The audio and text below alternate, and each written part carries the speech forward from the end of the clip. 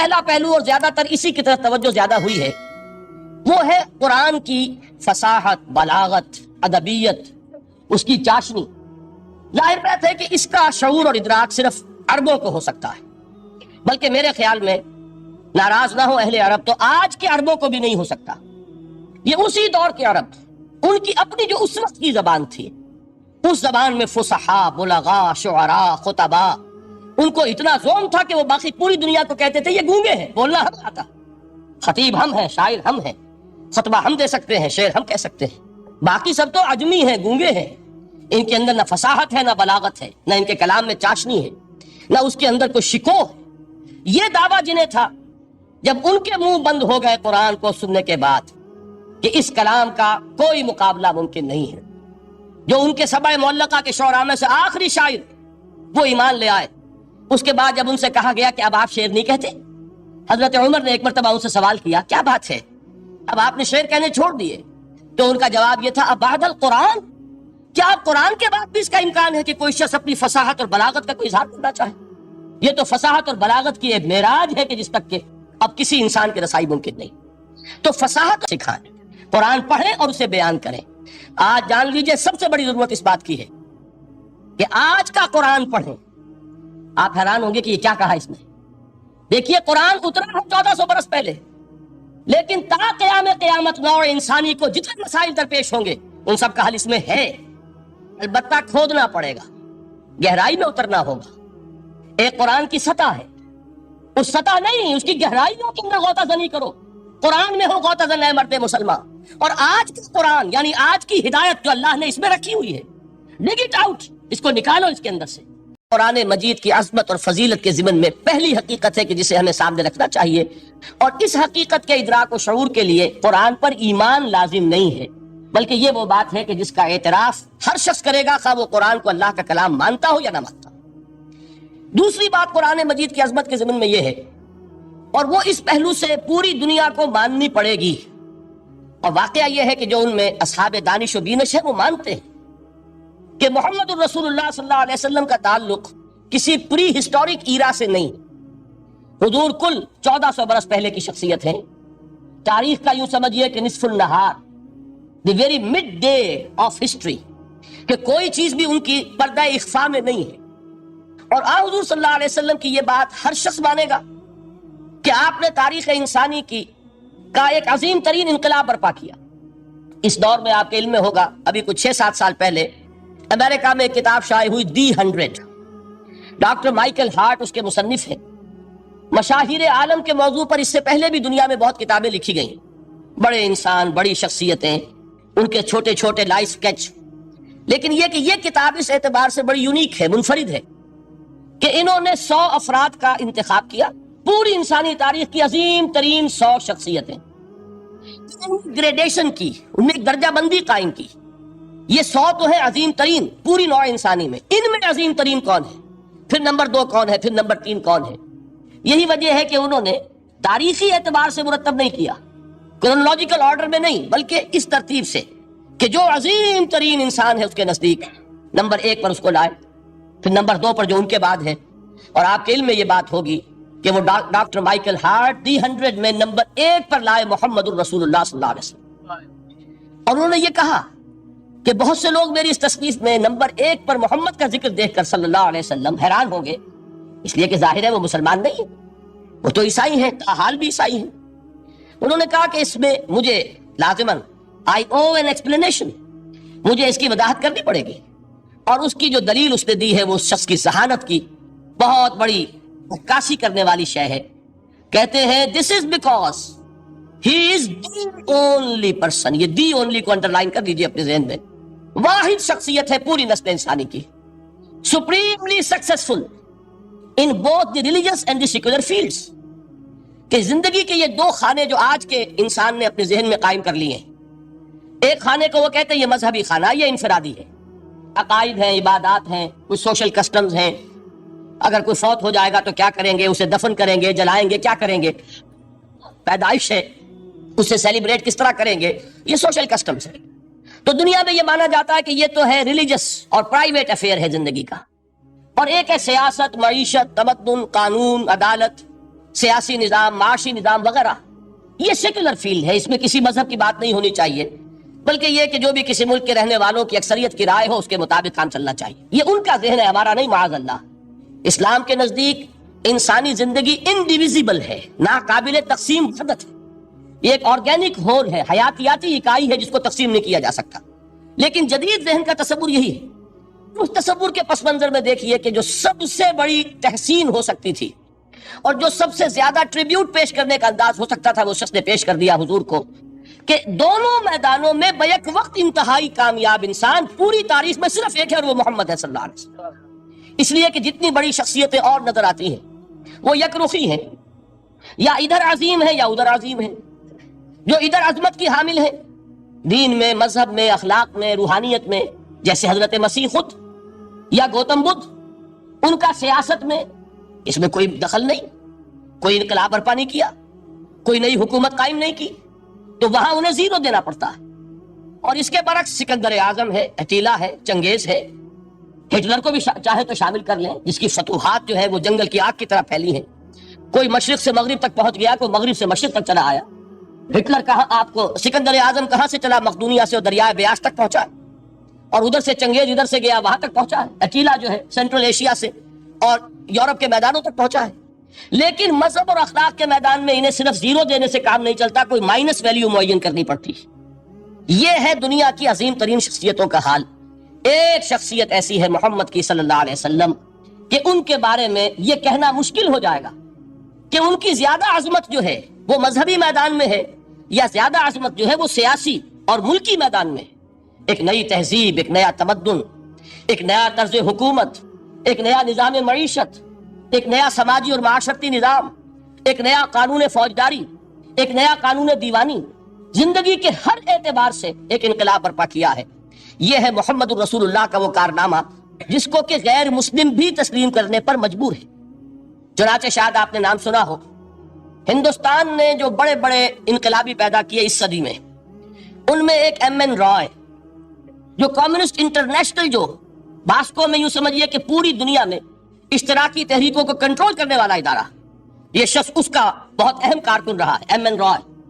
اس نے ایک کتاب لکھی دی ہسٹوریکل رول آف اسلام، اور وہ تسلیم کرتا ہے کہ تاریخ انسانی میں عظیم ترین انقلاب وہ ہے جو محمد نے برپا کیا صلی اللہ علیہ وسلم. تو یہ چیز دوسری ہے کہ جس کو ماننا پڑتا ہے. لیکن آپ حیران ہوں گے کہ یہ سیرت کا جلسہ تو نہیں تھا، میں قرآن کی عظمت بیان کر رہا تھا. یہاں اصل میں جس چیز کی طرف آپ کی توجہ دلانی مقصود ہے وہ یہ ہے کہ اس عظیم ترین انقلاب کے لیے حضور کا اعلی انقلاب قرآن تھا. اتر کر ہرا سے سوئے قوم آیا اور ایک نسخہ کیمیا ساتھ لایا. اس قرآن کے ذریعے ذہن بدلے، لوگوں کی سوچ بدلی، عقائد بدلے، نقطہ نظر بدلا، ان کا ویلیو سٹرکچر تبدیل ہو گیا. پہلے زندگی عزیز ترین متاع شمار ہوتی تھی، اب موت سب سے بڑھ کر خوش آئند ہے. شہادت ہے مطلوب و مقصود مومن، نہ مال غنیمت نہ کشور کشائی.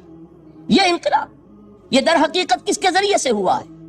سورہ فرقان میں اللہ تعالیٰ نے ارشاد فرمایا حضور سے، فَلَا تُطِعِ الْكَافِرِينَ وَجَاهِدْهُمْ بِهِ جِهَادًا كَبِيرًا. اے نبی آپ ان کافروں کی باتیں نہ مانیے، ان کے کہنے کی طرف متوجہ نہ ہوئیے، اور اس قرآن کے ذریعے سے جہاد کیجئے. جیسے کہ ابھی آپ کو بتایا نظام الدین صاحب نے، اصل انقلاب جو محمد نے برپا کیا صلی اللہ علیہ وسلم وہ تلوار کے ذریعے نہیں ہے، تلوار کے ذریعے انقلاب کی تکمیل ہوئی ہے. تو در حقیقت جو انقلاب آیا ہے، انقلاب پہلے آتا ہے انسان کی سوچ میں، انقلاب آتا ہے انسان کے نقطہ نظر میں، انقلاب آتا ہے انسانوں کی شخصیتوں میں، ان کے کردار میں، ان کے شب و روز کے انداز میں. یہ انقلاب کون سی تلوار سے آیا؟ محمد تو تنہا تھے صلی اللہ علیہ وسلم، ایک فرد واحد سے دعوت کا آغاز فرمایا. یہ قرآن تھا در حقیقت، یہی سب سے بڑی تلوار ہے محمد الرسول اللہ صلی اللہ علیہ وسلم کی. اس سے ذہنوں کو بدلا ہے، عقائد بدل دیے ہیں، نظریات بدل دیے ہیں، اسی سے لوگوں کا تزکیہ کیا ہے، اسی کو ان کے اندر اتارا ہے. یہ در حقیقت میں علامہ اقبال کا وہ شعر میرے سامنے آ رہا ہے، کیوں بجا در رفت جا دیگر شبت. عظمت قرآن کے ذکر میں فرماتے ہیں جب یہ قرآن کسی کے اندر اتر جاتا ہے اس کے اندر انقلاب آ جاتا ہے. ہی از اے چینج پرسن. اس کی سوچ بدل گئی، نقطہ نظر بدل گیا. پہلے وہ کائنات کو سمجھتا ہوگا کہ خود بخود چل رہی ہے، اندھا بہرا مادہ اسے چلا رہا ہے، بائی این ایکسیڈنٹ یہ وجود میں آئی ہے. اب وہ سمجھتا نہیں، ایک اللہ ہے، علی کل شیء قدیر بکل شیء علیم، الحی القیوم، جس نے اس کائنات کو بنایا ہے. جو اسے چلا رہی ہے، جو مدبر ہے، یدبر الامر من السماء الى الارض، تدبیر فرما رہا ہے، وہ ہے کہ جس نے اس کائنات کو پیدا فرمایا۔ پھر یہ کہ پہلے وہ سمجھتا ہو کہ میری زندگی کیا ہے، وہی جو کہ شہنشاہ ظفر نے کہا تھا کہ عمر حیات مانگ کے لائے تھے 4 دن، بہادر شاہ ظفر آخری تاجدار خاندان مغلیہ کا، کہ عمر دراز مانگ کے لائے تھے 4 دن، 2 آرزو میں کٹ گئے 2 انتظار میں۔ کل زندگی کیا ہے؟ یہ 30 40 50 60 70 برس۔ قرآن نے بتایا نہیں، اور جو ترجمانی کی اقبال نے، تو اسے پیمانہ امروز و فردا سے نہ ناپ، جاویداں پہم دواں ہر دم جواں ہے زندگی۔ یہ تو ایک ابدی سلسلہ ہے، اس کے لیے کوئی اختتام ہے ہی نہیں۔ یہ موت جو ہے یہ دی اینڈ نہیں ہے، موت ایک زندگی کا وقفہ ہے، یعنی آگے چلیں گے دم لے کر۔ یہ انقلاب ہے انسان کے فکر کا اور سوچ کا۔ اس انقلاب کے نتیجے میں وہ جماعت تیار ہوئی صحابہ کرام کی، ڈیڈیکیٹڈ، کمیٹڈ، جو آخرت کے طالب تھے، جو اللہ کے عاشق، محمد کے دیوانے صلی اللہ علیہ وسلم، تن من دھن قربان کرنے کے لیے تیار۔ حضور کے چشم ابرو کی جنبش جو ہے وہ ان کے لیے گویا کہ ایک حکم کے درجے میں ہے، جس کی کہ لازماً تعمیل ہوگی۔ اور انہوں نے اپنی گردنیں کٹوا دی، اپنے گھر اجڑوا دیے، اپنا دنیا کا جو بھی کچھ اثاثہ تھا وہ قربان کر دیا، نشاور کر دیا، تب کہیں جا کر انقلاب آیا۔ اور یہ شخصیتیں جو تیار ہوئیں تو ان کے تیار کرنے میں ذریعہ کیا ہے؟ قرآن۔ یہی وجہ دیکھیے، نوٹ کیجئے، اسی بات کو دوسرے پیرا میں عرض کر رہا ہوں کہ تاریخ انبیاء کے ضمن میں بھی ایک بڑی عجیب حقیقت سامنے آئے گی۔ حضرت موسیٰ علیہ السلام کے معجزات 2 بہت مشہور ہیں، عصائے موسیٰ اور ید بیضاء۔ ویسے قرآن مجید نے 7 مزید گنوائے ہیں، 9 آیات بینات، 9 بڑے کھلے کھلے معجزے جو فرعون اور آل فرعون کو دکھائے گے۔ پھر آپ کو معلوم ہے کہ اسی عصا کی ضرب سے سمندر کا پھٹ جانا، اسی عصا کی ضرب سے ایک چٹان سے 12 چشموں کا پھوٹ بہنا، اور پھر یہ کہ من و سلوہ کا نزول ہے اور غمام ہے صحرا کے اندر، جہاں کوئی چیز سائے کے لیے نہیں ہے، ان کے اوپر ابر کا سایہ کیا جا رہا ہے۔ یہ سارے معجزے آپ کو نظر آ رہے ہیں۔ اسی طریقے سے حضرت مسیح علیہ السلام، کیسے کیسے معجزے، مردہ کو کہا قم باذن اللہ اور کھڑا ہو گیا، گارے سے بنایا ایک پرندے کی شکل اور اس میں پھونک ماری اور اڑتا ہوا پرندہ ہو گیا۔ یعنی یہ کہ احیاء موتا اور خلق حیات یہ آخری معجزے ہو سکتے ہیں، اس لیے کہ یہ خالص اللہ تعالیٰ کے افعال ہیں۔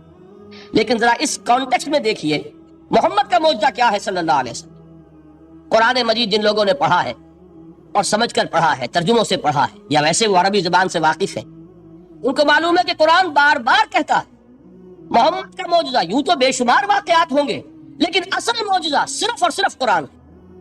کسی کو پیش کیا گیا کہ یہی ہے، آؤ مقابلہ کر لو۔ اصل میں معجزہ کہتے کسے؟ معجزہ کے معنی عاجز کر دینے والی شے۔ یوں تو اولیاء اللہ جو ہیں ہم ان کی کرامات کے قائل ہیں۔ اللہ تعالیٰ اپنے کسی نیک بندے کے مقام اور مرتبے کے اظہار کے لیے کسی وقت کوئی ایسی چیز ظاہر کر دے جو قانون طبیعی کے خلاف ہو، تو یہ کرامات اولیاء حق ہے۔ اور اس درجے کی جو ظاہر بات ہے کہ جب اولیاء کے لیے کرامات ہے تو انبیاء کے لیے تو بہت ہوں گی۔ اصل معجزہ کسے کہتے ہیں؟ جسے کوئی نبی چیلنج کے ساتھ پیش کرتا ہے کہ یہ ہے میری رسالت کا ثبوت، آؤ مقابلہ کر لو۔ حضرت موسیٰ علیہ السلام کے جو اصل معجزے تھے وہ 2 تھے۔ ایک عصا، جس کا کہ مقابلہ کیا، آپ کو معلوم ہے کہ فرعون نے تمام جو جادوگر تھے پورے مملکت کے، انہیں جمع کیا اور مقابلہ کیا۔ تو جس چیز کو کہ پیش کیا جائے چیلنج کے ساتھ کہ آؤ تو مقابلہ کر لو، وہ اصل معجزہ ہوتا ہے اس نبی اور رسول۔ تو حضور صلی اللہ علیہ وسلم کا اصل معجزہ، یعنی معجزات، آپ یہ مغالطے میں مبتلا نہ ہو، میں بقیہ معجزات کی نفی نہیں کر رہا، یہ واقعات اپنی جگہ حق ہے کہ حضور کو پتھر سلام کرتے تھے۔ حضور صلی اللہ علیہ وسلم جس کھجور کے تنے کے ساتھ ٹیک لگا کر خطبہ دیا کرتے تھے، جبکہ ابھی مسجد نبی میں ممبر نہیں بنا تھا، جب تعداد زیادہ ہو گئی مسلمانوں کی اور ضرورت محسوس ہوئی کہ ذرا بلند مقام پر کھڑے ہو کر آپ خطبہ ارشاد فرمائیں، تو پھر وہ ممبر بنا کر رکھا گیا۔ پہلے مرتبہ جب آپ ممبر پر چڑھ رہے تھے خطبہ دینے کے لیے، تو اس کھجور کے سوکھے تنے میں سے ایسی آواز آئی جیسے کوئی بچہ بلک بلک کر رو رہا ہو کہ وہ سعادت جو مجھے حاصل رہی تھی آج تک میں محروم ہو گیا۔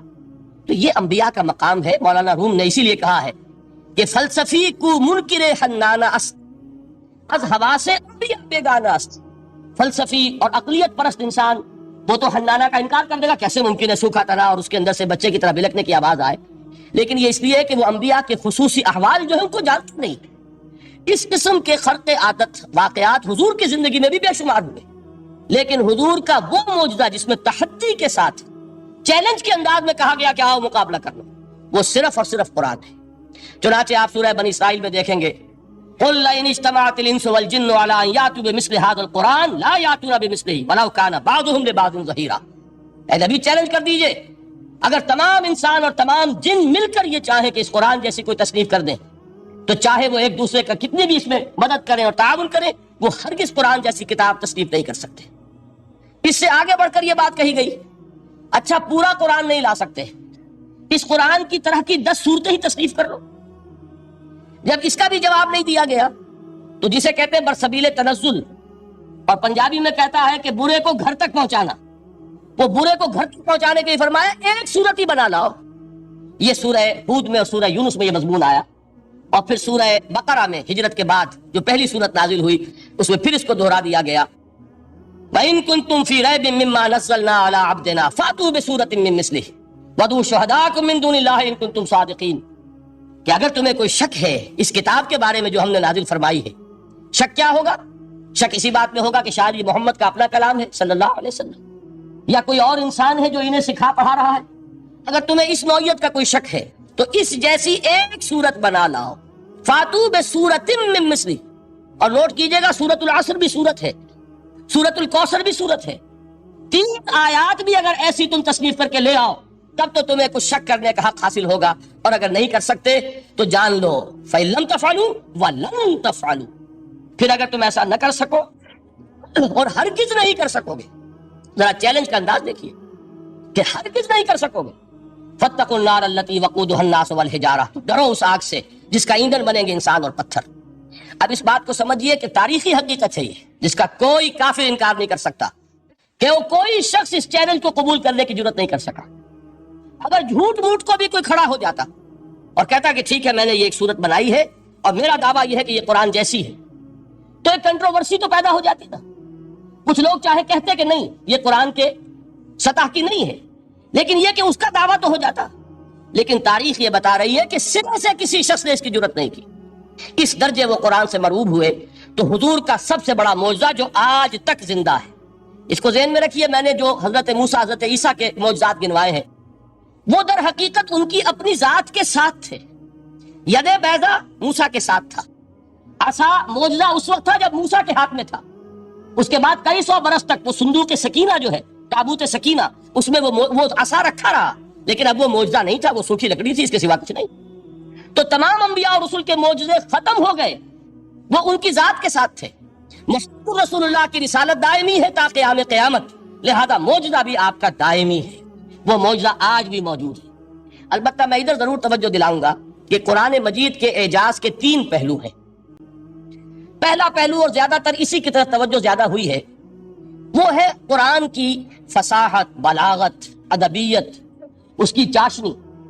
ظاہر بات ہے کہ اس کا شعور اور ادراک صرف عربوں کو ہو سکتا ہے، بلکہ میرے خیال میں ناراض نہ ہو اہل عرب تو آج کے عربوں کو بھی نہیں ہو سکتا.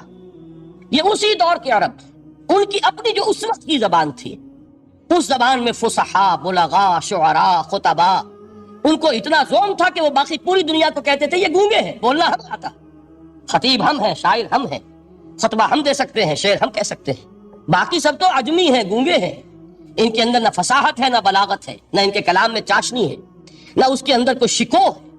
یہ دعویٰ جنہیں تھا جب ان کے منہ بند ہو گئے قرآن کو سننے کے بعد کہ اس کلام کا کوئی مقابلہ ممکن نہیں ہے، جو ان کے سبع معلقہ کے شعراء میں سے آخری شاعر وہ ایمان لے آئے. اس کے بعد جب ان سے کہا گیا کہ اب آپ شعر نہیں کہتے، حضرت عمر نے ایک مرتبہ ان سے سوال کیا کیا بات ہے اب آپ نے شعر کہنے چھوڑ دیے؟ تو ان کا جواب یہ تھا اب بعد القرآن، کیا اب قرآن کے بعد بھی اس کا امکان ہے کہ کوئی شخص اپنی فصاحت اور بلاغت کا کوئی اظہار کرنا چاہے؟ یہ تو فصاحت اور بلاغت کی ایک معراج ہے کہ جس تک کہ اب کسی انسان کی رسائی ممکن نہیں. تو فصاحت اور بلاغت جو ہے قرآن کے اور اس کی ادبیت، در حقیقت اس کا ادراک تو ہو سکتا ہے صرف اہل زبان کو. ہم لوگ جو ترجموں سے پڑھتے ہیں چاہے کتنی ہی گرامر پڑھ لیں، کتنی صرف و نحو پڑھ لیں، واقعہ یہ ہے کہ وہ جو ایک ہوتا ہے نفس پر جب انگلی آتی ہے تو جو ایک آپ کو فیل ہوتی ہے، وہ فیل ہم جو عجمی لوگ ہیں جن کی مادری زبان عربی نہیں ہے وہ قرآن مجید کی فصاحت اور بلاغت کو اس طور سے نہیں سمجھ سکتے جیسے کہ اہل زبان سمجھ سکتے ہیں، اور خاص طور پر جیسے کہ اس زمانے کے اہل زبان نے سمجھا. آج چونکہ عربی زبان ویسے تو جو اس کی فصیح لینگویج ہے وہ جو کہ تو اپنی اصل پر قائم ہے اور وہ اسی قرآن کے طفیل اور قرآن کے صدقے قائم ہے، ورنہ دنیا میں کوئی دوسری زبان نہیں ہے کہ جو 1500 برس تک اتنی پیور رہ جائے، اس میں تبدیلی آتی۔ خود اردو جو ہے 300 برس کی اردو، دکن کی اردو، ذرا اس کو کبھی پڑھیے تو آپ حیران ہوں گے کہ یہ اردو زبان ہے اور آج کی اردو کوئی اور ہے۔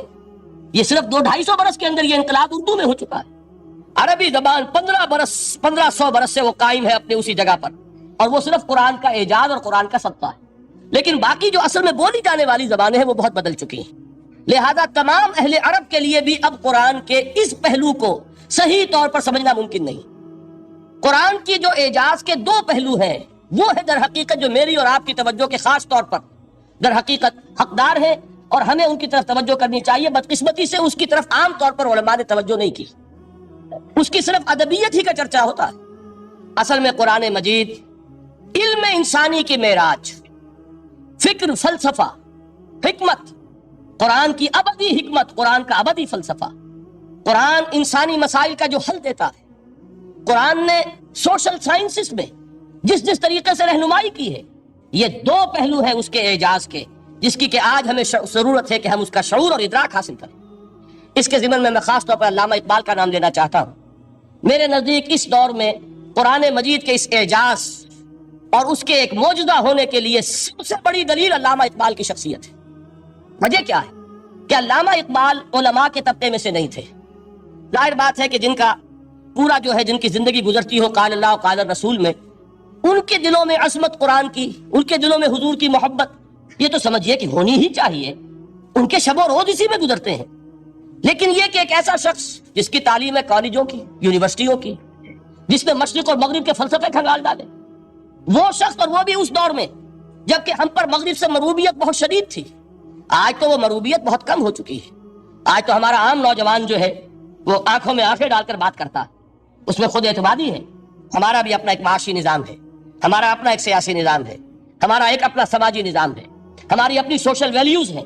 آج کا نوجوان الحمدللہ احیاء اسلام کی وہ جد و جہد جو ہے وہ مرحلہ در مرحلہ بہرحال آگے بڑھ رہی ہے۔ وقت لگے گا، لیکن یہ کہ اس میں یقیناً ترقی ہوئی ہے۔ اسی کا مظہر یہ ہے کہ خود اعتمادی ہے۔ We have confidence.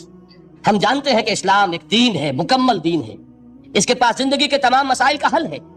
لیکن یہ ہے آج 1985 کی بات۔ علامہ اقبال اس صدی کے آغاز میں گئے ہیں یورپ، جبکہ ہم محکوم تھے انگریز کے۔ ایک حاکم قوم کے ہاں جا کر اس سے مروبیت کتنی شدید اس وقت تھی، جو جاتا تھا اکثر و بیشتر جو ہے واپس آتا تھا تو کھڑے ہو کر پیشاب کرنا ضروری سمجھتا تھا، اس لیے کہ اس نے وہاں پر لوگوں کو یہی کرتے دیکھا۔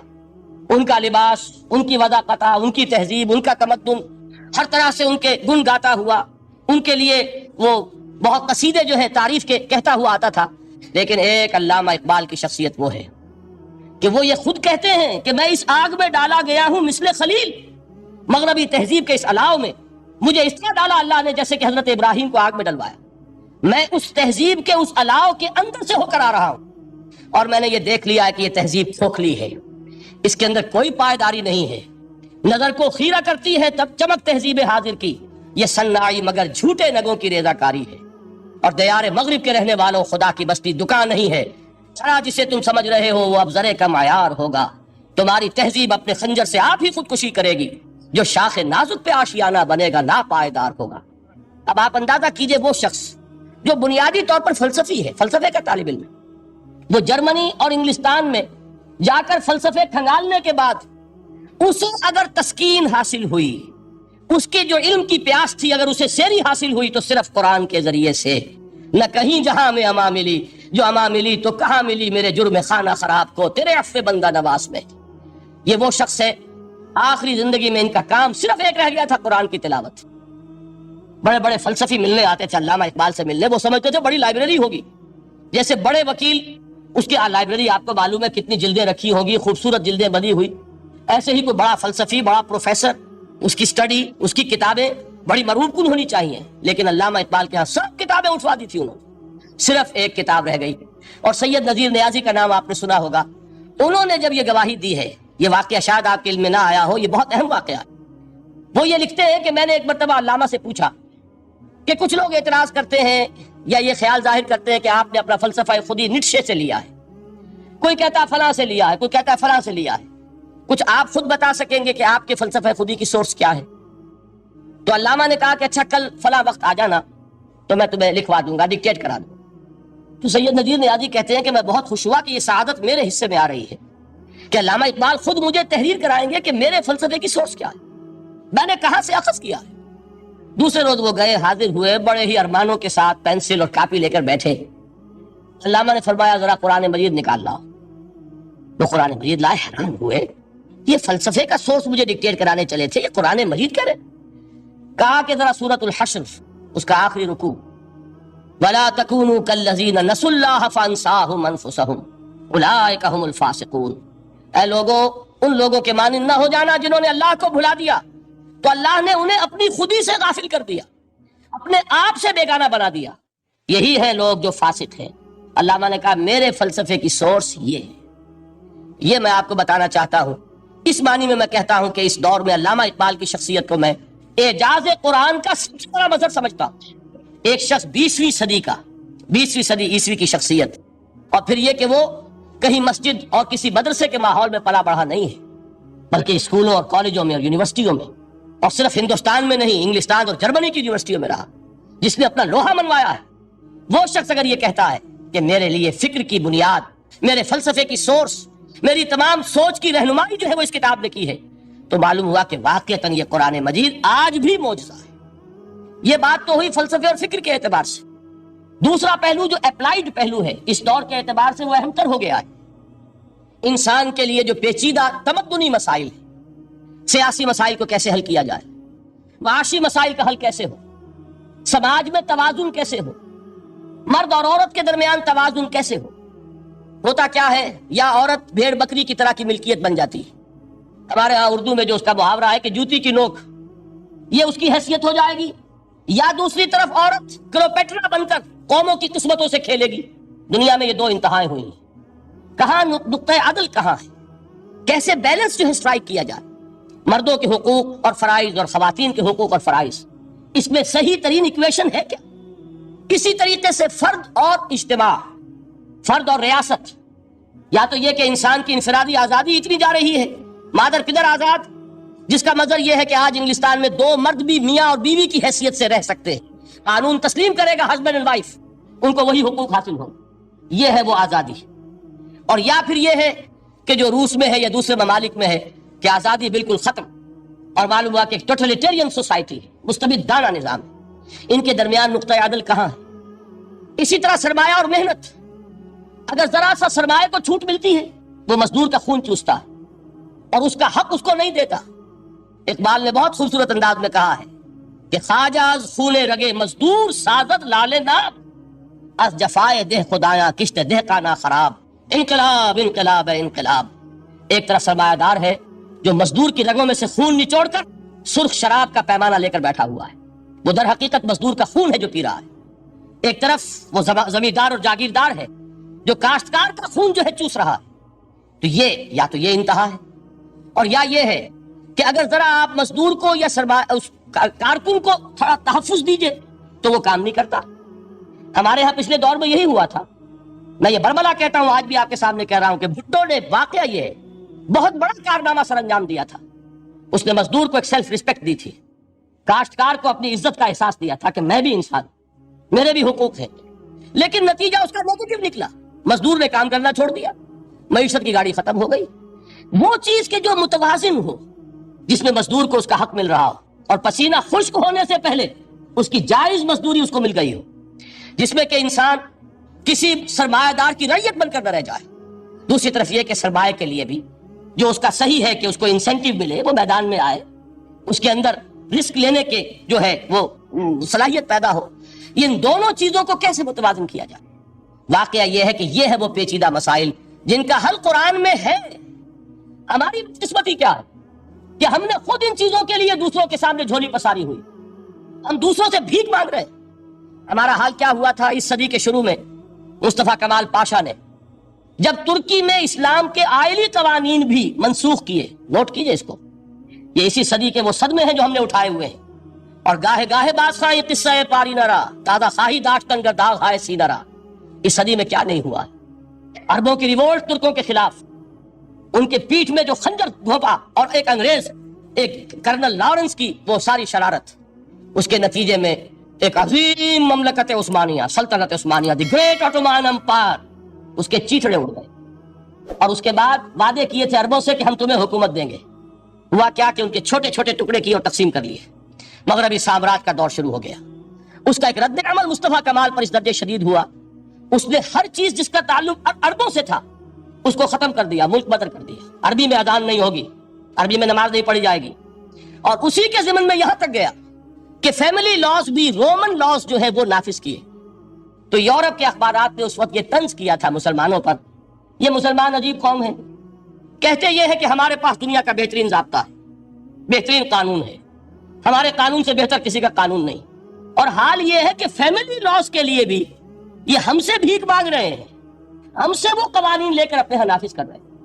آج بدقسمتی سے اکثر و بیشتر مسلمان ممالک کا حال یہی ہے، آج ہم ان سے بھیک مانگ رہے ہیں، کہیں جمہوریت کی بھیک ہے، کہیں سوشلزم کی بھیک ہے، کہیں کسی اور سماجی نظام کی بھیک ہے، کہیں مرد اور عورت کی کامل مساوات کا ایک نظریہ ہے، شانہ بشانہ چلنے والا فلسفہ ہے، جو خالص مغرب کی تہذیب کی ایک بھیک ہے جو مانگی جا رہی ہے۔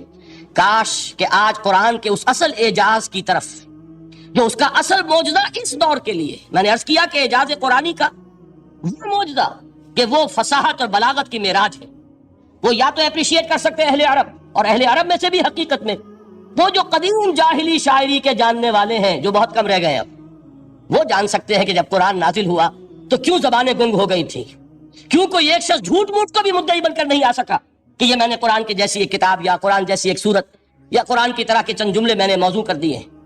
لیکن دوسرا پہلو ہے فکر اور فلسفہ، اس کے اعتبار سے جس کا سب سے بڑا ثبوت اس دور میں علامہ اقبال، اور تیسرا پہلو ہے Islamic social sciences, political science, economics, sociology, اس میں جو کچھ قرآن نے دیا ہے، جو آج بھی انسان کی رہنمائی کے لیے بہترین نظام ہے، اس نظام کو ہم سمجھے، اسے دنیا کے سامنے پیش کریں، تب در حقیقت قرآن مجید کا اعجاز سامنے آئے۔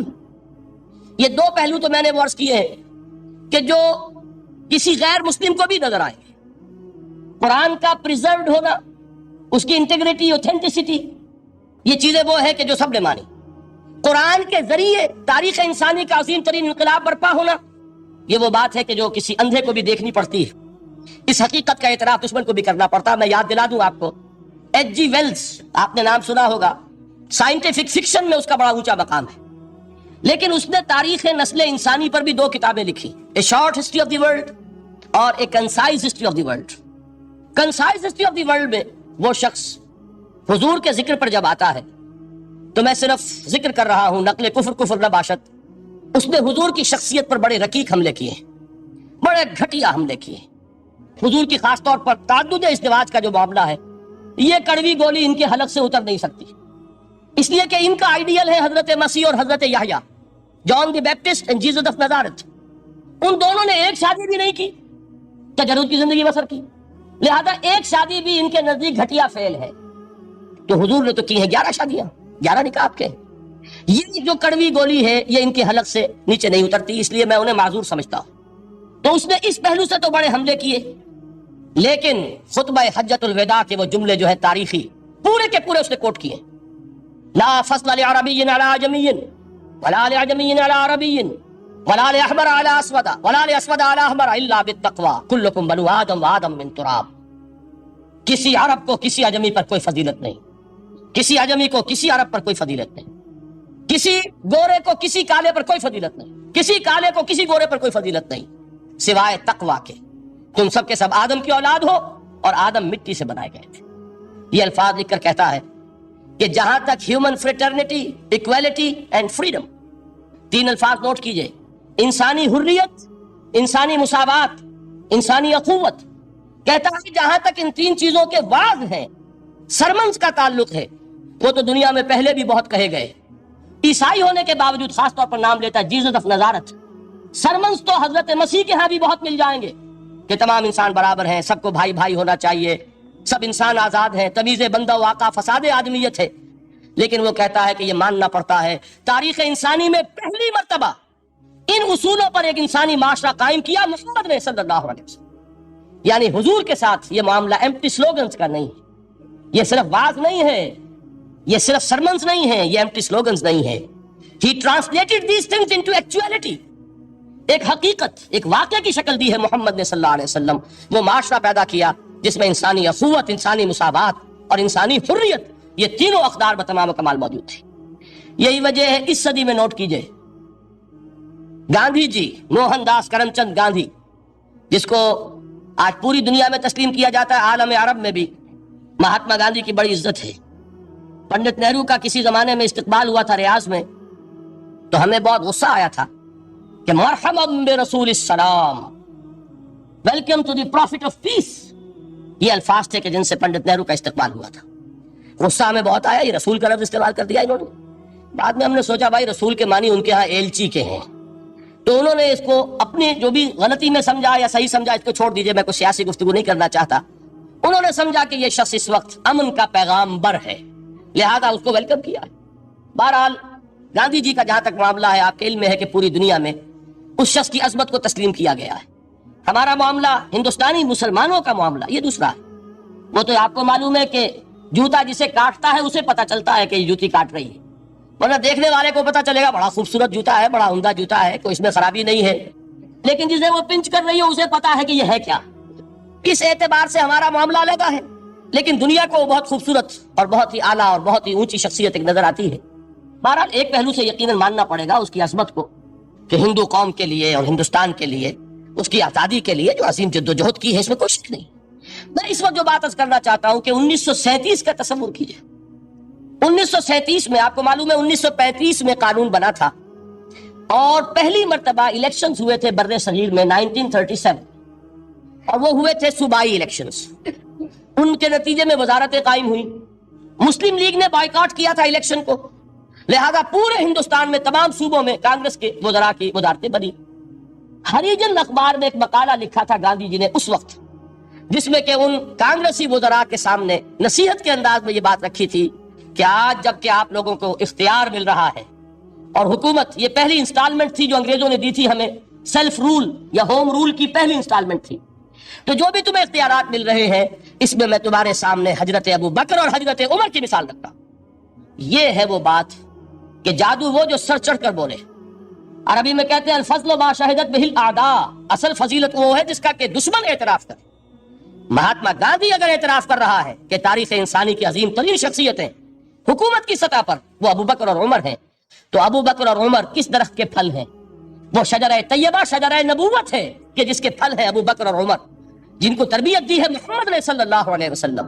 تو معلوم ہوا کہ یہ چیزیں وہ ہیں کہ جس کا لوہا آج دنیا مان رہی ہے. لہذا ہمیں قرآن مجید کے اعجاز کے پہلو سے ان اعتبارات سے خود بھی توجہ کرنی چاہیے اور دنیا کو بھی ادھر متوجہ کرنا چاہیے. اب میں تبرکاً 3 مقامات سے میں نے آیات پڑھی ہیں.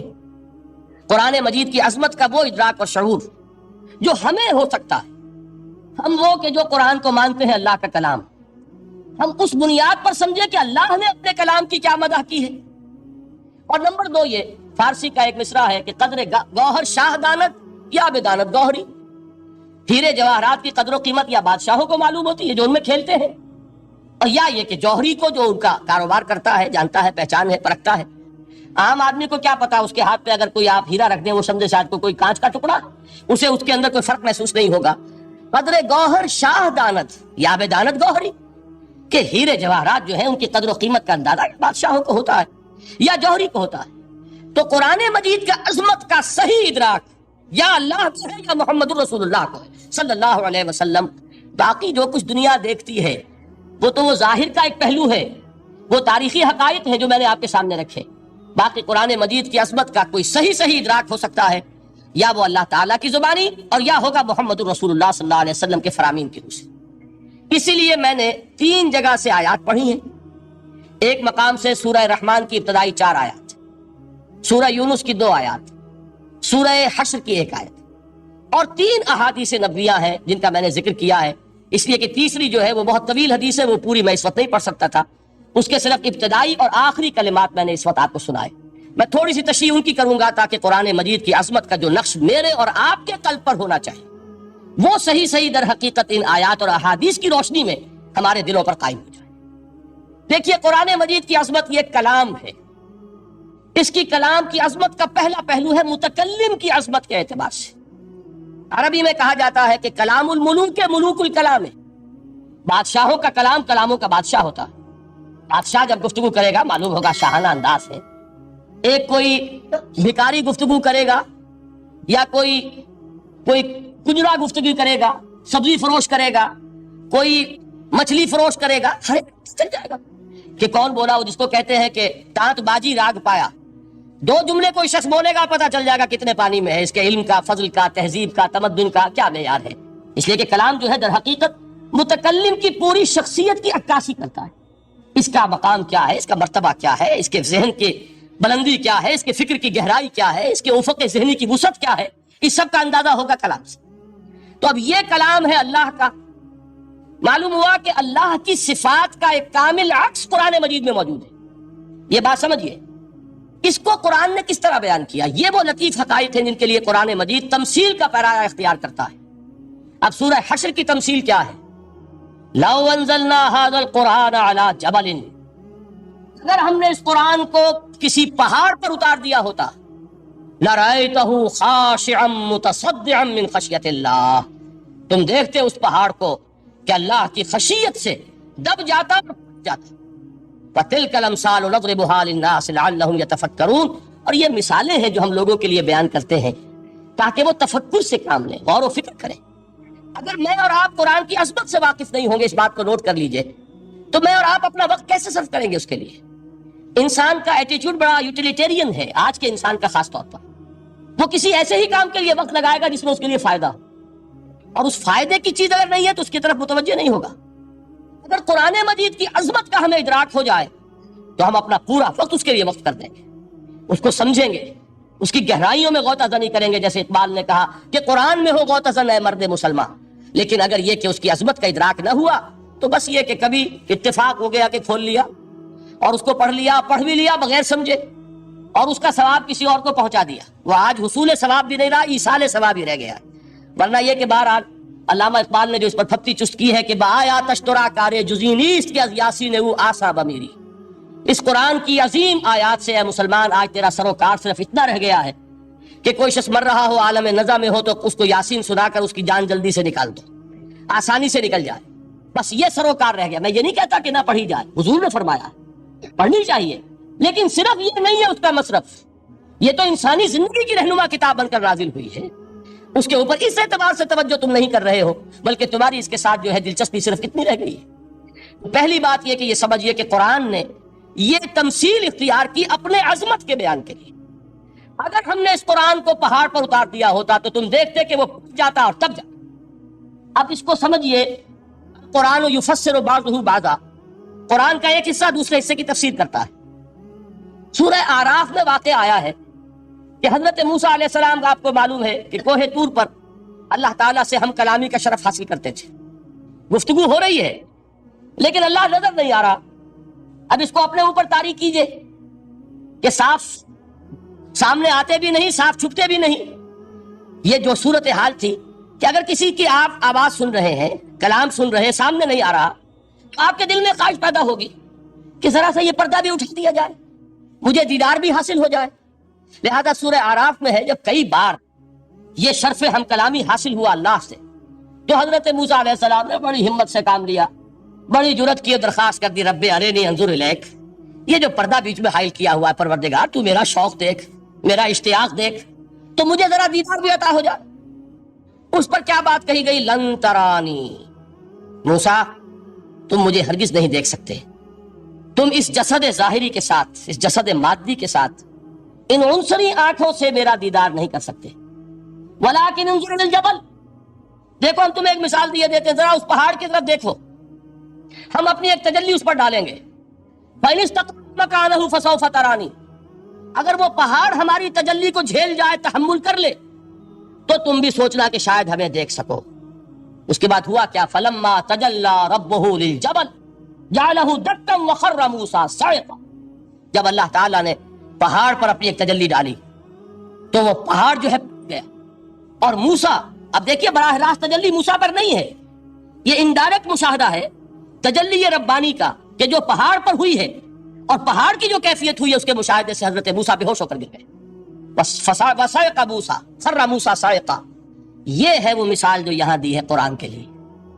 لو انزلنا هذا القرآن على جبل لرأيته خاشعا متصدعا من خشیت اللہ. نتیجہ کیا نکلا؟ انفر کیجئے، استدلال، استنتاج. نتیجہ یہ نکلا کہ جو تاثیر تجلی ذات ربانی کی ہے وہی تاثیر کلام ربانی کی ہے. صرف یہ ہے کہ ہمیں اس کا شعور نہیں، ہمیں اس کا ادراک نہیں. یہ بالکل ذات کی تجلی کی جو تاثیر تھی وہی قرآن خود بیان کر رہا ہے کہ اس کلام ربانی. اس کو بھی علامہ اقبال نے خوب کہا ہے، فاش گویم آنچ در دل مزمرست. صاف کہہ دیتا ہوں جو کچھ میرے دل میں ہے. یہ کتابیں نہیں، چیزیں دیگر. اسے کتاب نہ سمجھ بیٹھنا قرآن کو. یہ کتاب نہیں ہے، کچھ اور ہے. کچھ اور کیا ہے؟ مثل حق پنہاؤ ہم پیداستو، زندہ پائندہ گویاستو. یہ تو جیسے اللہ تعالیٰ کی ذات ہے، مثل حق، ذات حق سبحانہ و تعالیٰ کی طرح یہ زندہ ہے، پائندہ ہے. مثل حق، پائندہ گویاستو، یہ جو ہے زندہ ہے، یہ متکلم ہے، کلام نہیں ہے. کل صفات ربانیہ جو ہے ظاہر اور باطن، مثل حق پنہا، ظاہر و پنہا، اور حی و قیوم جیسے اللہ کی ذات ہے، وہی صفات اس کلام کی ہے. اور اس کے بعد وہ شعر آیا تھا جو میں پہلے سنا چکا ہوں، چوں بجاں در رفت جاں دیگر شود. جب یہ قرآن کسی انسان کے اندر سرایت کر جاتا ہے، اس کے دل پر نازل ہوتا ہے. دیکھیے یہ الفاظ آپ کو کہیں اور نہیں ملیں گے. میرے نزدیک جہاں علامہ اقبال اس دور میں قرآن کی عظمت کا سب سے بڑا ثبوت ہے، وہاں عظمت قرآنی کے سب سے زیادہ واقف اور اس کا سب سے زیادہ شعور رکھنے والے بھی علامہ اقبال. یہ الفاظ آپ کو کہیں نہیں مل سکیں گے کہ مثل حق پنہاؤ ہم پیداستو، زندہ پائندہ گویاستو، چوں بجاں در رفت جہاں دیگر شود. جہاں چو دیگر شد جہاں دیگر شود. جب یہ انسانوں کے اندر سرایت کر جاتا ہے، ان کے اندر ایک انقلاب آ جاتا ہے، اور یہ اندر کا انقلاب ہے جو ایک عالمی انقلاب کا پیش خیمہ بنتا ہے. آپ آرڈیننس کے ذریعے سے نمازیں پڑھوائیں گے تو پھر نماز وہی پڑھی جائے گی جو آفس ٹائم میں آئے گی. باقی اور کیوں پڑھیں گے؟ وہ تو آرڈیننس کے ذریعے سے پڑھائی جا رہی ہے نا. اس کا حشر تو وہ ہوگا جو ہمارے ہاں دیکھ چکا ہے. اور اس وقت بھی اس زمانے میں نے یہ سنا ایک جگہ کہ کلاس 4 امپلائیز جو ہیں وہ شروع میں جب آرڈیننس نافذ ہوا تھا ہمارے ہاں تو دفتروں میں بڑا اہتمام ہوا. آفیسرز نے خاص طور پر بڑے اہتمام سے ظہر کی نماز پڑھنی شروع کی. لیکن مجھے بتایا گیا کہ کلاس 4 امپلائیز جو ہیں ہمارے، یہ ڈرائیورز ہیں، پی-انس ہیں، یہ کھڑے ہنستے رہتے ہیں، شریک نہیں ہوتے. میں نے ان سے کہا وہ اس لیے کہ انہیں معلوم ہے کہ آپ بھی تو یہی پڑھ رہے ہیں صرف نماز. باقی آپ کے ڈرائیور سے اور آپ کے خانسامہ سے یہ بات چھپی ہوئی نہیں ہے کہ عصر آپ نے بھی نہیں پڑھنی. یہ صرف زور ہے جو آپ پڑھ رہے ہیں. تو یہ اصل میں اندر سے انقلاب جب تک نہ آئے، باہر کا دھوسا ہوا انقلاب، وہ تو جب پریشر ہٹ جائے گا تبدیلی ختم ہو جائے گا. چوں بجاں در رفت جہاں دیگر شود، اندر انقلاب آئے. جب اندر تبدیلی ہو جائے گی اب انسان کا پورا وجود بدلے گا. پھر اس کے اندر سے تبدیلی جو ہے وہ ابھرے گی. اسے کسی خارجی دباؤ کی ضرورت نہیں ہوگی. جہاں چو دیگر شد جہاں دیگر شود. اور جب انسانی شخصیتوں کے اندر یہ انقلاب اندر سے آتا ہے تو پھر وہ عالمی انقلاب بنتا ہے. جیسے کہ محمد رسول اللہ کا انقلاب. واقعہ یہ ہے کہ اگر جوش کانسپیریسی، عبداللہ ابن سبا کی سازش اگر کامیاب نہ ہو گئی ہوتی اور مسلمانوں کے اندر آپس کا اختلاف اور سر پھٹول نہ ہو جاتا، جو حضرت عثمان کی شہادت، پھر حضرت علی کی شہادت رضی اللہ تعالی عنہما، اور حضرت علی کی دوران خلافت یہ آپس کے جو جنگیں ہوئی، جنگ جمل، جنگ صفین، جنگ نہروان، اگر یہ نہ ہوئی ہوتی تو جس سپیڈ کے ساتھ اور رفتار کے ساتھ انقلاب محمدی کی توسیع ہو رہی تھی علی صاحب الصلاۃ والسلام، کوئی طاقت دنیا میں نہیں تھی. اقبال نے اس کا بھی نقشہ کھینچا ہے کہ تھمتا نہ تھا کسی سے سیل رواں ہمارا. وہ سیل رواں تھا، کوئی روکنے والا نہیں تھا. انٹرنل سیبوٹاج وہ ہے کہ جس نے اس انقلاب کا راستہ روکا. تو واقعہ یہ ہے کہ وہ اندرونی انقلاب حضور نے برپا کیا قرآن کے ذریعے صحابہ میں. اندر سے جو انقلاب تھا اس نے عرب میں ایک انقلاب کی شکل اختیار کی. اور یہ انقلاب جو ہے اتنی اپنے اندر قوت رکھتا تھا، اتنی پوٹینشیلٹی تھی اس کی کہ وہ 20 برس کے اندر اندر کہاں آکسس دریائے جیہوں، کہاں اٹلانٹک. تصور تو کی تاریخ میں اس سے پہلے اتنی بڑی کوئی مملکت قائم ہوئی نہیں. کہاں یمن اور کہاں ایشیا کوچک، ایشیا مائنر ٹرکی، یہاں سے وہاں اور وہاں سے یہاں اتنی عظیم مملکت حضرت عثمان رضی اللہ تعالیٰ عنہ کے خلافت میں ہو چکی تھی. یہ بات اگر یہ چلتا معاملہ آگے تو کوئی قوت اب نہیں رہی تھی. سلطنت روما ختم ہو چکی تھی، سلطنت کسرا ختم ہو چکی تھی، فرشتے اڑ گئے تھے. کون سی طاقت رہ گئی تھی جو سیلاب کا راستہ روکتی؟ یہ وہ یہودی سازش ہے جس نے اندر سے سیبوٹاج کیا. بہرحال یہ ہے انقلاب محمدی کا طریقہ، اندر سے تبدیلی. اسی کو علامہ اقبال نے کہا ہے، تیرے ضمیر پہ جب تک نہ ہو نزول کتاب گرہ کشا ہے نہ راضی نہ صاحب کشاف. یہ قرآن اب بھی تم ایسے محسوس کرو کہ جیسے تمہارے دل پر نازل ہو رہا ہے.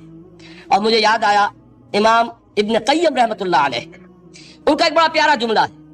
وہ کہتے ہیں قرآن کے بعض پڑھنے والے ایسے ہیں کہ جب وہ قرآن کو پڑھتے ہیں تو یوں محسوس کرتے ہیں کہ قرآن مصحف میں لکھا ہوا نہیں ہے، ان کے اپنے دل کے اوپر کندہ ہے، دل کے اوپر سے پڑھ رہے ہیں. یعنی اتنی کامل مطابقت وہ محسوس کرتے ہیں، اپنی فطرت، ہیومن نیچر اور قرآن کے اندر اتنی مطابقت ہے. اس طرح وہ ٹیلی کرتے ہیں ایک دوسرے کے ساتھ کہ محسوس ہوتا ہے کہ وہ کتاب ان صفحات میں لکھی ہوئی نہیں ہے بلکہ لوح قلب پر لکھی ہوئی ہے کہ جہاں سے وہ انسان اسے پڑھ رہا ہے. تو پہلی بات تو قرآن مجید کی اس آیت کے حوالے سے اس پہلو سے ہمارے سامنے آئی کہ جو تاثیر ہے ذات ربانی کی تجلی کی، وہی تاثیر ہے اس قرآن مجید کی، بشرطے کہ ہمارے دل جو ہیں وہ کچھ اپنے اندر اس استعداد اور صلاحیت کو پیدا کر لیں. دوسرا مقام ہے سورہ یونس کا.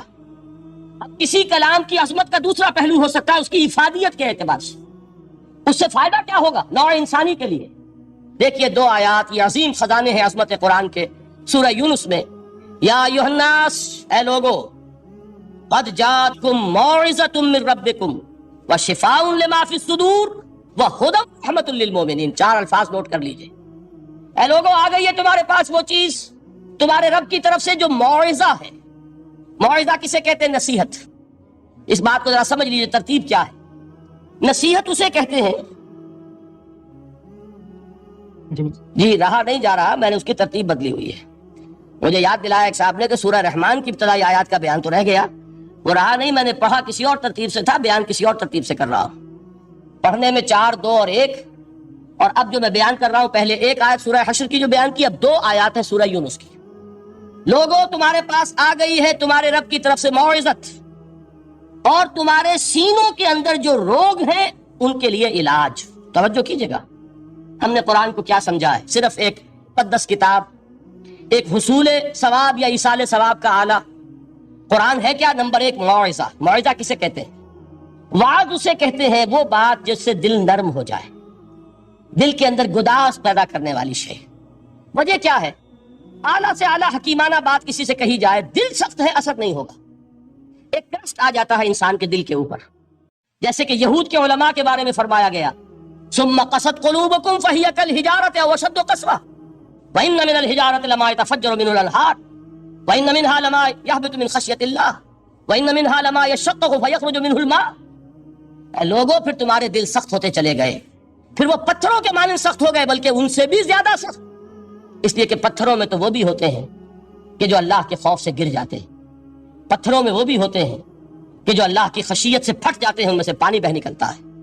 پتھر تو اس طرح کے ہیں، لیکن انسان کا دل جب سخت ہو جائے، جب پتھر بن جائے، تو کوئی شے دنیا کی اس کی سختی کا مقابلہ نہیں کر سکتی. پہلے اس سختی کو نرم کریں گے. جیسے زمین ہے چٹیل زمین، اس زمین کے اندر ہل چلے گا تو بارش جو ہے فائدہ دے گی. اس کو آپ زمین کو نرم کرتے ہیں تاکہ وہ بارش کو جذب کرے، ورنہ چٹیل زمین ہے سخت، وہ پانی بہ جائے گا اور وہ زمین کے اندر جذب نہیں ہوگا. تو پہلا لفظ استعمال کیا موعظہ. یہ قرآن واعظ ہے، نصیحت ہے، دلوں کو نرم کرتا ہے.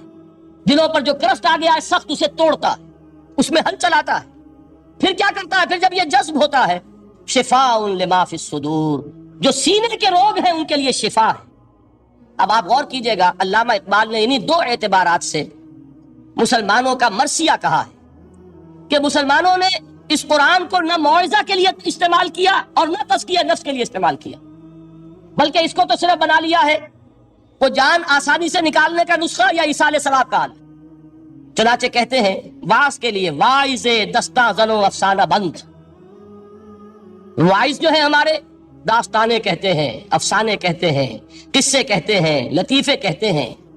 معنی او پست و حرف او بلند، اس کے بیان میں معنی تو ہوتے ہیں بہت ہی گھٹیا، نیچے کے پست. الفاظ کا شکو ہوتا ہے، الفاظ بہت اونچے ہوتے ہیں. از خطیب و دیلمی گفتارے او با ضعیف و شاذ و مرسل کارے او. سارا باز و نصیحت جو ہو رہا ہے وہ ضعیف حدیثوں کے ذریعے سے، ضعیف روایات بخاری کی ہو، مسلم کی ہو، ترمذی کی ہو، ابن ماجہ کی ہو. کہاں خطیب بغدادی اور دیلمی، وہ کتابیں کہ جن کی کوئی سند نہیں ہے، وہاں کی روایات کے ذریعے سے لوگوں کو تذکیر کرنے کی کوشش کر رہے ہیں. بعض ضعیف و شاذ و مرسل کارہ، ضعیف روایات، شاذ روایات، مرسل روایات جن کا سلسلہ روایت محمد الرسول اللہ تک متصل نہیں ہے، اس کے ذریعے سے کر رہے ہیں. حالانکہ موعظہ، سب سے بڑا موعظہ یہ قرآن تھا. قرآن کہتا ہے خود فذکر بالقرآن من یخاف وعید. اے محمد صلی اللہ علیہ وسلم، آپ اس قرآن کے ذریعے نصیحت کیجئے. یہ قرآن ہے جو دلوں کی سختی کو ختم کرے گا، گداز پیدا کرے گا. دوسری طرف علامہ اقبال کیا کہتے ہیں کہ جہاں تک ہمارے ہاں جو بھی تصوف کے معروف حلقے ہیں، صوفیاء حق کی بات نہیں کہہ رہا، وہاں قوالی ہو رہی ہوگی تو حال آ جائے گا. صوفی پشمینہ پوشے حال مست، از شراب نغمہ قوال مست. قوال سے جو کچھ مل رہا ہے، حال آ رہا ہے، مستی آ رہی ہے، کیف اور سرور حاصل ہو گیا ہے. صوفی پشمینہ پوشے حال مست، از شراب نغمہ قوال مست. لیکن یہ کہ اس کی محفل میں در نمی سعادت بقرآن محفلش، اس کی محفل میں قرآن کا کہیں گزر نہیں ہے. جبکہ محمد الرسول اللہ صلی اللہ علیہ وسلم کی بھی ایک محفل ہوتی تھی، محفل سماع. وہ محفل سماع کیا تھی؟ حضور صحابہ سے فرمائش کر کر کے قرآن سنتے تھے. حضرت عبداللہ ابن مسعود رضی اللہ تعالیٰ عنہ کی روایت موجود ہے کہ مجھے ایک مرتبہ حکم دیا حضور نے کہ قرآن سناؤ. میں نے عرض کیا حضور آپ کو سناؤں؟ آپ پر تو نازل ہوا ہے. تو حضور نے فرمایا نہیں، مجھے کسی اور سے سن کر کچھ اور لطف حاصل ہوتا ہے. اب امتثال امر میں حضرت عبداللہ ابن مسعود رضی اللہ تعالیٰ عنہ نے سورہ نساء پڑھنی شروع کی. 41ویں آیت پر پہنچے. چشم تصور سے دیکھیے کہ حضور بھی تشریف فرما ہے، صحابہ کرام کی محفل ہے، اور صحابہ کیسے بیٹھا کرتے تھے ادب کے ساتھ. ایک روایت میں الفاظ آئے ایسے بیٹھتے تھے ساکت و صامت ہو کر، بالکل خاموش، سکون، ساکن اور ساکت اور صامت، کہ جیسے ان کے سروں پر پرندے بیٹھے ہیں کہ ذرا جنبش کریں گے تو پرندہ اڑ جائے گا، اس ادب کے ساتھ. تو وہ محفل جو ہے حضور صلی اللہ علیہ وسلم کی، اور ایک صحابی حضرت عبداللہ ابن مسعود گردن نیچی کیے ہوئے ہیں اور قرآن پڑھتے چلے جاتے.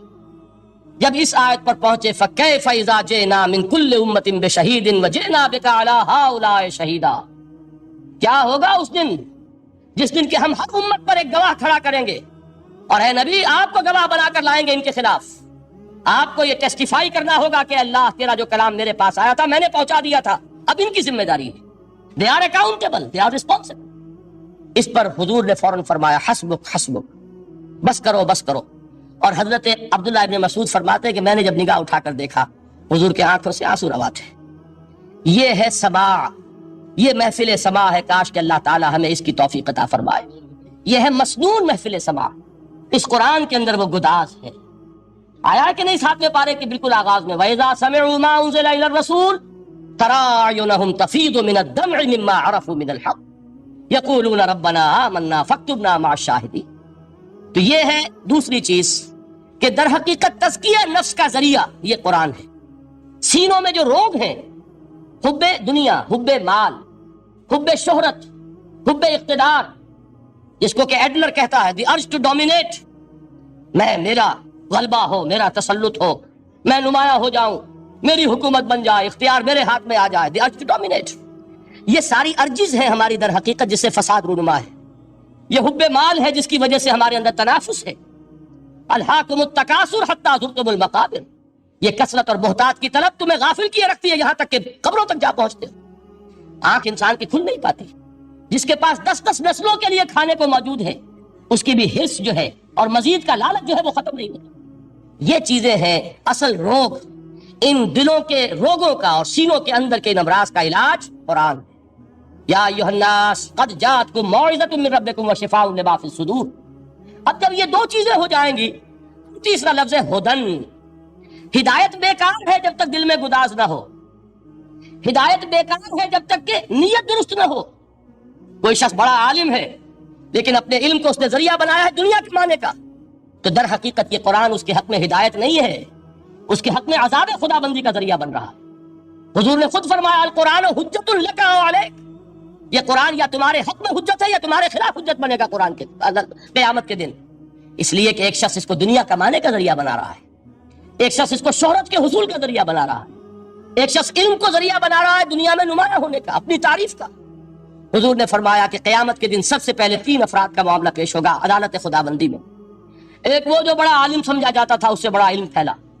دوسرا وہ جو بہت صاحب ثروت تھا، اس نے بہت خیرات کے کاموں میں پیسہ لگایا. تیسرا وہ جو دنیا میں شہید سمجھا جاتا تھا کہ اللہ کی راہ میں جنگ کرتے ہوئے جان دے دیں، اللہ ان تینوں سے جو اس کو نعمتیں دی تھی ان کا ذکر کر کے پوچھے گا کہ میں نے تمہیں یہ دیا، تمہیں یہ دیا، تمہیں یہ دیا، تم کیا کر کے لائے؟ وہ شہید کہے گا کہ اللہ میں نے تیری راہ میں جنگ کی اور اپنی جان دے دی تاکہ تو راضی ہو جائے۔ اللہ فرمائے گا کذبتا، تو نے جھوٹ بولا، انک قاتلت لان یقال جریء، تو نے تو یہ جنگ اس لیے کی تھی کہ کہا جائے کہ بڑا جری ہے، بڑا بہادر ہے۔ یہ لوگوں سے بہادری کے تمغے لینا تمہارا مقصود تھا۔ وقد قیل، وہ کہا جا چکا ہے، اب یہاں تمہارے لیے کچھ نہیں، اور فرشتوں کو حکم ہوگا اور وہ اونڈے منہ اس کو گھسیٹتے ہوئے جہنم میں جھونک دیں۔ دنیا میں شہید سمجھا جا رہا ہے، آخرت میں جہنمی ہے۔ یہی حال اس عالم کا ہوگا، یہی حال اس دولت مند کا ہوگا۔ تم نے یہ علم پھیلایا تھا کہ تمہارے علم کا چرچا ہو جائے، تمہاری شہرت ہو جائے، لوگ تمہاری دست بوسی کرنے لگیں، لوگ تم سے جھک کر ملیں۔ وہ دنیا میں ہو گیا، تمہارا مطلوب مل چکا، تمہارا مقصود حاصل ہو چکا، اب یہاں کچھ نہیں۔ تو جان لیجئے کہ جب تک دلوں کے روگ درست نہ ہوں، علم بیکار ہے، ہدایت قطعاً مفید ہے۔ پہلے دلوں کا کرست اترے، اس کی سختی دور ہو، یہ ہے موعظہ۔ دلوں کے اندر سے حب جاہ، حب دنیا، حب مال نکلے، یہ ہے تزکیہ۔ شفاء لما فی الصدور، اب ہدایت خدا بندی، اب راستہ آپ دیکھیں گے اور اس راستے پر چلیں گے۔ یہ ہدایت جو ہے دنیا میں، یہی آخرت میں رحمت کی شکل میں ظاہر ہوگی۔ جنہوں نے اس قرآن کی ہدایت سے فائدہ اس دنیا میں اٹھایا، آخرت میں رحمت خداوندی کی بدلیاں ان پر سایہ کریں۔ ایک حدیث میں تو باقاعدہ الفاظ آئے ہیں کہ سورہ بقرہ اور سورہ آل عمران یہ دو بدلیوں کی صورت میں ظاہر ہوں گی میدان حشر میں، اور ان لوگوں پر سایہ کریں گی کہ جن کو ان سے بڑی محبت تھی۔ یہ چار الفاظ نوٹ کر لیجئے اسی ترتیب کے ساتھ: یا ایھا الناس قد جاءتکم موعظۃ من ربکم وشفاء لما فی الصدور وہدی ورحمۃ للمؤمنین قل بفضل اللہ وبرحمتہ، اے نبی کہہ دیجئے یہ اللہ کا بڑا فضل ہے، لوگوں سمجھو، اس کی بڑی رحمت کا ظہور ہوا ہے اس قرآن کی شکل میں۔ اس کی رحمت کا مظہر عظم قرآن ہے، اس کے فضل کا سب سے بڑا ثبوت قرآن ہے۔ فبذالک فلیفرحوا، اس پر انہیں خوشیاں منانی چاہیے۔ اترانا ہے تو اس پر اترائیں کہ اتنی بڑی دولت ہمارے پاس ہے، اتنا بڑا احسان ہے جو اللہ نے ہم پر کیا ہے۔ فبذالک فلیفرحوا هو خیر مما یجمعون، جو چیزیں یہ جمع کرنے کی فکر کر رہے ہیں ان سے کہیں زیادہ قیمتی یہ قرآن ہے۔ کاش کہ یہ دو آیات ہی ہمارے قلب کے اوپر یہ کندہ ہو جائے۔ پہلی بات میں نے عرض کی تھی، اس کا شعور ہر ایک کے لیے ممکن نہیں، اس کا باطن بیدار ہو چکا ہو۔ لو انزلنا هذا القرآن على جبل لرأيته خاشعا متصدعا من خشیۃ اللہ، جن کی ارواح بیدار ہو چکی ہوں وہ قرآن کی اس تاثیر کو محسوس کریں گے۔ لیکن یہ دوسری چیز ہے کہ جو ہمارے لیے پریگمیٹک پہلو سے، عملی اعتبار سے، افادے کے اعتبار سے، یہ چار الفاظ اور رحمت اور فضل خدابندی کا سب سے بڑا مظہر اور خوشیاں کہ اللہ کی یہ نعمت تمہارے پاس موجود ہے۔ اب وہ تیسرا مقام ہے سورہ رحمان کا، بڑی چھوٹی چھوٹی آیات۔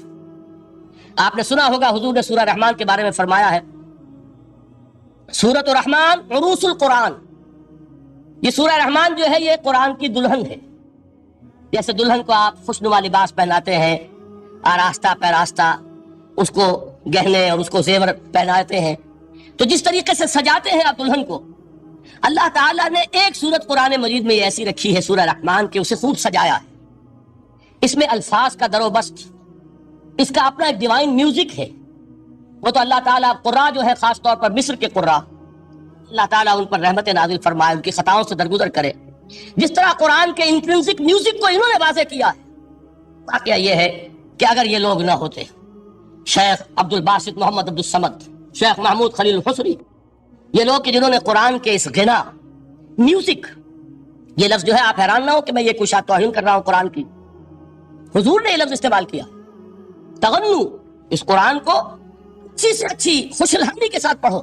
من لم یتغن بالقرآن فلیس منا، جو قرآن کو بہتر سے بہتر انداز میں، اچھی سے اچھی آواز میں، خوش الحانی کے ساتھ پڑھنے کی کوشش نہیں کرتا، وہ ہم میں سے نہیں ہے۔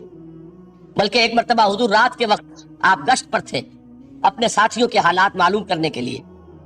حضرت ابو موسیٰ اشعری رضی اللہ تعالیٰ عنہ ایک صحابی ہیں، ان کے گھر کے پاس سے گزر ہوا، وہ رات کو تہجد پڑھ رہے تھے، کھڑے ہوئے کیف کے عالم میں قرآن تلاوت کر رہے ہیں۔ حضور کو بہت پسند آئی ان کی قرات، کافی دیر تک وہاں کھڑے سنتے رہے۔ اب انہیں کیا پتا کون سن رہا ہے۔ بالکل اسی طرح سمجھ لیجئے ایک بات یاد آئی ہے، حضور فرماتے ہیں کہ جس طرح کان لگا کر اللہ قرآن کو سن، کسی چیز کو نہیں سنتا۔ ہمیں نظر نہیں آتا نا، ہمیں معلوم نہیں، ہم قرآن پڑھ رہے ہیں تو سننے والا کون ہے؟ سب سے زیادہ کان لگا کر خود اللہ۔ یہاں اس لیے مجھے یاد آیا کہ ابو موسیٰ اشعری کو کیا پتا تھا کہ کون سن رہا ہے، اپنی کیفیت میں نماز میں تہجد میں قرآن کی تلاوت کر رہے تھے، اور ظاہر بات ہے ان کے گھر ایکڑوں میں بنے ہوئے نہیں تھے، ایک ایک کمرہ، ایک ایک کوئی حجرہ، ایسے ہی تو گھر تھے نا صحابہ کے، لہذا حضور پاس سے گزرے، آواز آئی، کافی دیر سنتے رہے۔ اس کے بعد آپ تشریف لے گئے، صبح فجر میں ملاقات ہوئی تو حضور نے تحسین کے انداز میں فرمایا، یا ابا موسیٰ انک قد اوتیت مزمارا من مزامیر آل داؤد، اے ابو موسیٰ تمہیں تو آل داؤد کے سازوں میں سے ایک ساز اللہ نے عطا فرما دیا ہے۔ جس طرح حضرت داؤد، لہن داؤدی مشہور ہے کہ جب وہ پچھلے پہر رات کو حمد کے ترانے الاپتے تھے، قرآن میں ہے کہ پرندے شامل ہو جاتے تھے ساتھ، اور پہاڑ وجد میں آتے تھے، پہاڑ بھی ان کے ساتھ شریک ہوتے تھے۔ تو جس طرح کا اللہ نے ان کو لہن عطا فرمایا تھا، حضور نے تحسین کے انداز میں فرمایا ہے، ابو موسیٰ اشعری اللہ نے تمہیں بھی آل داؤد کے سازوں میں سے ایک ساز عطا فرمایا۔ بہرحال قرآن مجید کا جو یہ میوزک ہے، قرآن کے الفاظ کا جو حسن ہے، جہاں تک حسن معنوی ہے وہ تو ہر لفظ میں ہے، لیکن یہ حسن ظاہری، حسن صوتی، حسن لفظی، یہ اپنے کلائمیکس پر آپ کو نظر آئے گا سورہ رحمان میں۔ لیکن قرآن میں یہ سورت اس اعتبار سے بھی ممتاز ہے، اس کی 4 آیات پر ذرا توجہ کریں گے، عجیب حقائق سامنے آئیں گے۔ جہاں یہ قرآن مجید کے حسن صوت اور حسن لفظی کی معراج ہے، وہیں اس کی پہلی 4 آیات میں 4 چوٹی کی چیزوں کا ذکر ہے، سب سے اونچی چیزیں۔ پہلی آیت کیا ہے؟ الرحمن، ایک آیت ہو گئی۔ رحمان کیا ہے؟ اللہ کا نام ہے۔ کبھی آپ نے غور کیا اللہ کے ناموں میں سب سے پیارا نام کون سا ہوگا؟ رحمان۔ کیوں؟ اس کا مادہ کیا ہے؟ ہمیں سب سے بڑھ کر جس چیز کی ضرورت ہے وہ کیا ہے؟ رحمت خداوندی۔ نام اچھی طرح سن لیجئے اس حضور کی قول کو۔ حضور فرماتے ہیں کوئی شخص جنت میں مجرد اپنے عمل کی بنیاد پر داخل نہیں ہو سکے گا جب تک کہ رحمت خداوندی دستگیری نہ کرے۔ کسی صحابی نے بڑی ہمت اور جرأت کا ثبوت دیا کہ پوچھ لیا، کیا حضور آپ بھی؟ جب آپ نے فرمایا کوئی شخص داخل نہیں ہو سکتا جنت میں محض اپنے عمل کی بنیاد پر جب تک کہ رحمت خداوندی جو ہے وہ دستگیری نہ فرمائے۔ پوچھا گیا کیا آپ بھی؟ آپ نے فرمایا ہاں میں بھی۔ آپ اندازہ کیجئے کہ اگر محمد الرسول اللہ بھی رحمت خداوندی کے ضرورت مند ہوں تو تاب دیگرا چے رسد، ہماری تو سب سے بڑی ضرورت رحمت خداوندی ہے۔ اب یہ رحمت جو ہے قرآن مجید میں اللہ تعالیٰ کی یہ شان 2 الفاظ کے ذریعے سے آتی ہے، رحیم اور رحمان۔ اور کوئی مادہ نہیں ہے جس سے 2 نام بنتے ہوں اللہ کے، لیکن یہ مادہ ہے واحد رحمت کا کہ جس سے رحمان بھی ہے رحیم بھی ہے۔ رحیم صفت مشبہ ہے، رحمت دائم ہو جائے گی، مستقل ہوگی تو رحیم کہیں گے۔ اور رحمان، اس میں رحمت کی ہے وہ شان ہے کہ جیسے ٹھاٹھے مارتا ہوا سمندر ہو، ہیجان کی کیفیت، طوفانی کیفیت، رحمت خداوندی کا طوفانی جوش، وہ ہے رحمان۔ آپ تو رہتے اس علاقے میں ہیں، آپ کو معلوم ہے عرب اگر بھوکا مرا جا رہا ہو تو کیا کہے گا؟ انا جوعان۔ پیاسا مرا جا رہا ہو انا عطشان۔ بہت غضبناک ہوگا غضبان، غضبان آصفہ قرآن میں آیا، بہت غضبناک۔ رحمان جس کی رحمت جو ہے جوش میں ہے، ٹھاٹھے مارتے ہوئے سمندر کے مانند۔ تو یہ اللہ تعالیٰ کے ناموں میں سب سے پیارا نام۔ اب آگے چلیے، الرحمن علم القرآن، رحمان نے قرآن سکھایا۔ رحمت خداوندی کا سب سے بڑا مظہر، رحمان کی رحمانیت کا سب سے بڑا مظہر قرآن ہے۔ ان میں جو منطقی ربط ہے اس کو سمجھتے جائیے۔ اچھا آپ یہ سوچئے، جو علم بھی انسان کو حاصل ہوا وہ کس نے دیا؟ اللہ نے۔ سائنس کا علم کس نے دیا؟ اللہ نے۔ علم آدم الاسماء کلہا، وہ علم الاسماء جو حضرت آدم کو دے دیا گیا تھا ازل میں، یہ اسی کا ظہور ہے، یہ اسی کی ایکسفولیشن ہے جو ہو رہی ہے اور ہوتی رہے گی ابھی۔ اور دوسرے علم ہے وہ کس نے دی؟ اللہ نے دی۔ لا یحیطون بشیء من علمہ الا بما شاء، مخلوق میں سے کوئی اللہ کے علم میں سے کسی شے کا احاطہ نہیں کر سکتا مگر وہ جتنا اللہ دینا چاہے۔ لیکن یہ کہ تمام علوم میں چوٹی کا علم قرآن، نوٹ کرتے جائیے، اب چوٹی کی چیزیں جمع کیجئے۔ اللہ کے ناموں میں چوٹی کا نام رحمان، اللہ نے جو کچھ انسان کو سکھایا اس میں چوٹی کا علم قرآن۔ خلق الانسان، انسان کو پیدا فرمایا۔ سوال یہ کہ حیوانات کو کس نے پیدا فرمایا؟ آسمان کس نے پیدا کیے؟ زمین کس نے پیدا کی؟ فرشتے کس نے پیدا کیے؟ کیا مطلب خلق الانسان؟ اس کی تمام مخلوقات میں اس کا کلائمیکس، اس کی تخلیق کی معراج، اس کے تخلیق کا نقطہ عروج انسان ہے۔ یہ ہے کہ جو مسجود ملائک بنا ہے۔ وَلَقَدْ كَرَّمْنَا بَنِي آدَمَ وَحَمَلْنَاهُمْ فِي الْبَرِّ وَالْبَحْرِ، وَرَزَقْنَاهُم مِّنَ الطَّيِّبَاتِ وَفَضَّلْنَاهُمْ عَلَىٰ كَثِيرٍ مِّمَّنْ خَلَقْنَا تَفْضِيلًا۔ تو تخلیق میں سب سے اونچی تخلیق انسان کی، علموں میں سب سے اونچا علم قرآن کا، اللہ کے ناموں میں سب سے اونچا نام رحمان۔ اب آئیے چوتھی چیز، علمہ البیان، انسان کو بیان کی صلاحیت عطا فرمائی۔ کیا اور کوئی صلاحیت عطا نہیں کی؟ بینائی کس نے دی؟ اللہ نے۔ اسی طریقے سے سماعت کس نے عطا فرمائی؟ اللہ نے۔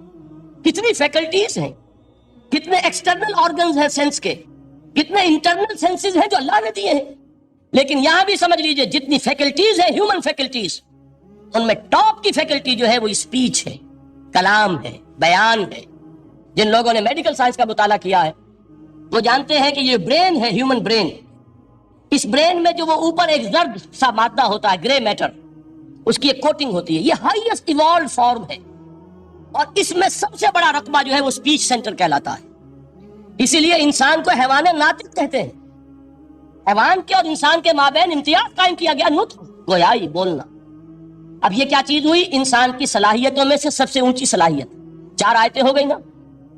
اللہ کے ناموں میں سب سے چوٹی کا نام رحمان، اس نے جو علوم پیدا کیے ان میں چوٹی کا علم قرآن، اس نے جو مخلوقات پیدا فرمائی ان میں چوٹی کی مخلوق انسان، انسان کو جو صلاحیتیں اور استعدادات عطا فرمائی ان میں چوٹی کی استعداد بیان۔ جمع کیجئے نتیجہ کیا نکلے گا؟ وہ نتیجہ ایک حدیث نبوی کی شکل میں سامنے آتا ہے۔ پہلی حدیث میں نے یہی پڑھی تھی، اس کے راوی کون ہے؟ عثمان ابن عفان۔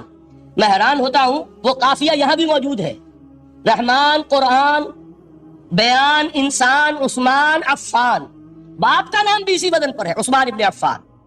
عن عثمان ابن عفان رضی اللہ تعالی عنہ قال قال رسول اللہ صلی اللہ علیہ وسلم، حضرت عثمان شہید مظلوم ذو النورین رضی اللہ تعالی عنہ فرماتے ہیں کہ اللہ کے رسول صلی اللہ علیہ وسلم نے فرمایا، خیرکم من تعلم القرآن وعلمہ، تم میں سے بہترین وہ ہے جو قرآن سیکھے اور سکھائے۔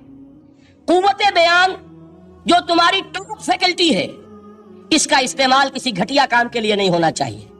دیکھیے اردو میں محاورہ ہے کہ توپ سے مکھی نہیں ماری جاتی، توپ بنائی گئی ہے کسی بڑی شے کے لیے، مکھی مارنے کے لیے توپ استعمال نہیں ہوتی۔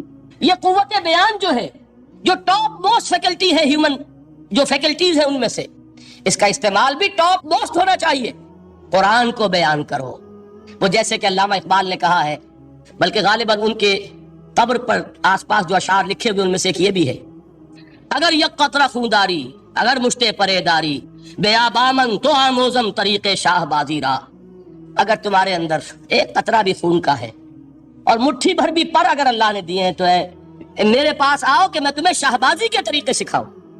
اسی طرح جان لیجئے اگر اللہ نے قوت گویائی عطا فرمائی، اگر اللہ نے تمہیں حیوان ناطق بنایا، اگر اللہ تعالیٰ نے تمہیں یہ صلاحیت عطا فرمائی، اس صلاحیت کا مصرف دنیا کو نہ بناؤ، اس صلاحیت کا مصرف اللہ کے کلام کو پھیلانے پر اس کو صرف کرو۔ خیرکم من تعلم القرآن وعلمہ، خیر جب لفظ آتا ہے بغیر من کے، ورنہ تو آتا خیر من ہو تو یہ ہوگی کمپیریٹو جو ایک ایڈجیکٹو جو ہوتی ہے، لیکن یہ سپرلیٹو ڈگری ہے جب بغیر من کے ہوگا۔ خیرکم، دی بیسٹ امنگسٹ یو، جو تم میں بہترین لوگ ہیں وہ کون ہیں؟ من تعلم القرآن وعلمہ، جو قرآن سیکھے اور